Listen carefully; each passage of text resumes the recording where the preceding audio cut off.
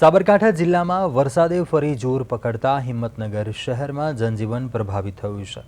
હિંમતનગરમાં 4.5 inch જેટલો વરસાદ વરસતા અનેક નીચાણવાળા વિસ્તારોમાં પાણી ભરાયા। ખાસ કરીને સહકારી જૂન નજીક હડિયોલ રોડ ઉપર વરસાદી પાણી ભરાતા માર્ગ તળાવમાં ફેરવાઈ ગયો અને પાણી ભરાવાને કારણે અનેક ટુ વ્હીલરો અને નાના મોટા વાહનો રસ્તા વચ્ચે જ બંધ પડી ગયા। વાહન ચાલકોને પોતાના વાહનો ધક્કા મારીને બહાર કાઢવાની ફરજ પડી હતી, જેને કારણે ટ્રાફિકની સમસ્યા પણ સર્જાઈ હતી। સ્થાનિકોના જણાવ્યા પ્રમાણે દર વર્ષે ચોમાસા દરમિયાન આ વિસ્તારમાં પાણી ભરાવાની સમસ્યા સર્જાય છે અને લોકો દ્વારા વરસાદી પાણીના યોગ્ય નિકાલ માટે કાયમી વ્યવસ્થા કરવાની માંગ કરવામાં આવી રહી છે। હવામાન વિભાગે જે રીતે આગાહી કરી હતી તે ગઈકાલે સાંજથી વરસાદની શરૂઆત થઈ ગઈ હતી।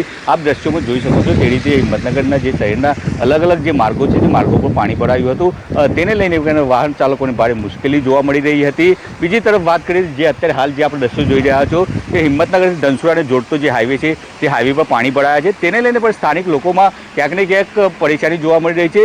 જે સ્કૂલ કોલેજ જવાવાળા બાળકો છે તેમને પણ ભારે મુશ્કેલી પડી રહી છે। પણ આજ જે વાત કરવામાં આવી આજે જે રજા પાડવામાં આવી હતી, જે ભારે વરસાદને લઈને પણ શિક્ષણ વિભાગે એક જાહેરનામું બહાર પાડ્યું હતું કે આ સ્કૂલો બંધ રાખવામાં આવી હતી। પરંતુ જો આગામી સમયમાં પણ જે વરસાદની આગાહી કરવામાં આવી છે તેને લઈને જો પાણી ભરાશે તો ક્યાંક ને ક્યાંક બાળકો અને જે સ્થાનિક લોકો છે તેમાં પણ પરેશાની જોવા મળી રહી છે। ભરત પટેલ, સાબરકાંઠા, પ્રદેશ 24 ગુજરાતી।